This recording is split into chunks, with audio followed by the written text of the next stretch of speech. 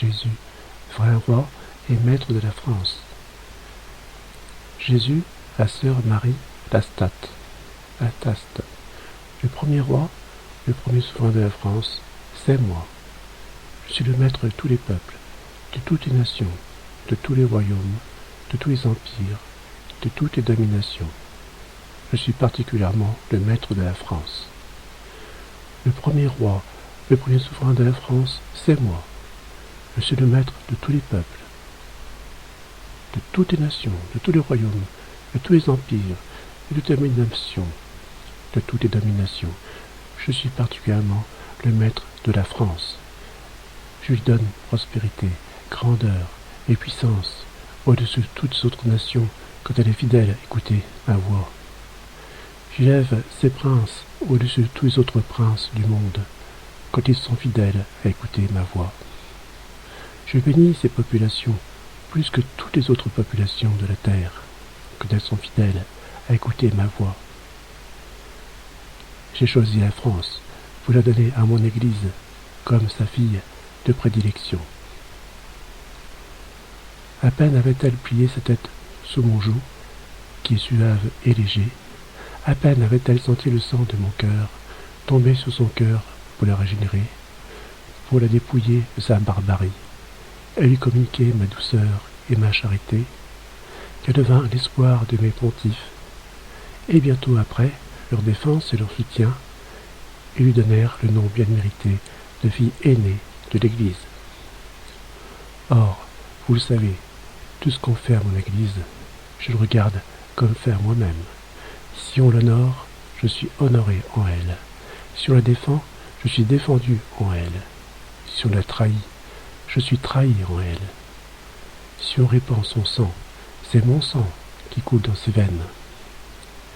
Eh bien, ma fille, je le dis à l'honneur, à la gloire de votre patrie. Pendant des siècles, la France a défendu, protégé mon Église. Elle était mon instrument plein de vie, le rempart indestructible et visible que je lui donnais pour la protéger contre ses ennemis. Du haut du ciel, je la protégeais, elle, ses rois et leurs sujets. Que de grands hommes elle a produit, c'est-à-dire que de saints dans toutes les conditions, sur le trône comme les plus humbles chaudronnières. Que de grands hommes elle a produit, c'est-à-dire que d'intelligence, amis de l'ordre et de la vérité, que de grands hommes elle a produit. C'est-à-dire que l'esprit uniquement fondé pour leurs actions sur la justice et sur la vérité, que de grands hommes elle a produit, c'est-à-dire que d'âmes embrasées du feu brûlant de la charité. C'est moi qui lui donnais ces hommes qui feront sa gloire à jamais. Ma générosité n'est point épuisée pour la France. J'ai les mains pleines de grâce et de bienfaits que je voudrais répandre sur elle. Pourquoi a-t-il fallu, faudrait-il encore donc que j'ai les armes de la verge de ma justice? Quel esprit de folle liberté a remplacé dans son cœur l'esprit de la seule liberté véritable descendue du ciel, qui est la soumission à la volonté de Dieu. Quel esprit d'égoïsme sec et plein de froideur a remplacé dans ce cœur l'esprit ardent de la charité descendue du ciel, qui est l'amour de Dieu et du prochain. Quel esprit de manœuvre injuste et de politique mensongère a remplacé dans son cœur la noblesse de sa conduite et la droiture de sa parole. Conduite et parole autrefois dirigée par la vérité descendue du ciel, qui est Dieu lui-même. Je verrai toujours dans le royaume de France des hommes soumis à ma volonté, des hommes enflammés de charité, des hommes amis de la vérité.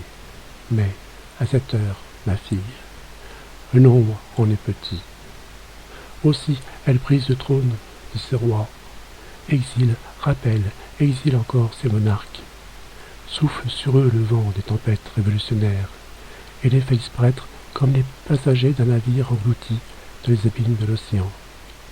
À peine reste-t-il dans ce naufrage une planche de salut qui les mène quelquefois au rivage.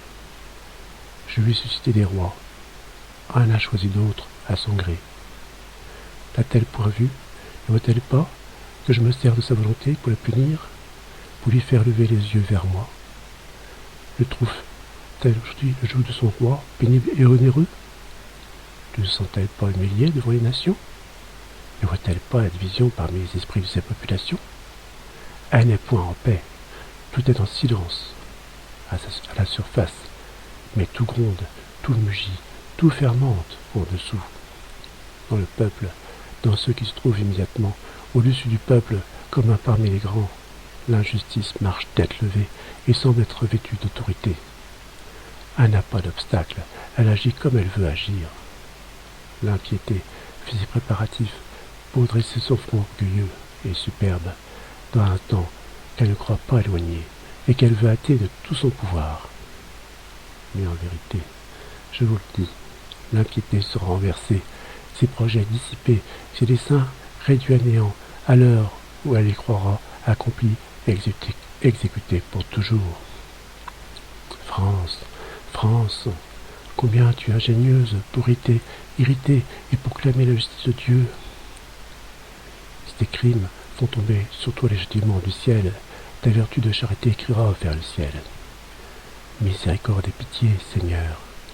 Il sera donné, ô France, de voir les jugements de ma justice irrités. Dans un temps qu'il sera manifesté et que tu connaîtras sans crainte d'erreur. Mais tu connaîtras aussi les jugements de ma compassion et de ma miséricorde. Et tu diras, louange et remerciement, amour et reconnaissance à Dieu, à jamais, dans les siècles et dans l'éternité. Oui, ma fille, au souffle qui sortira de ma bouche, les hommes, leurs pensées, leurs projets, leurs travaux disparaîtront comme la fumée au vent.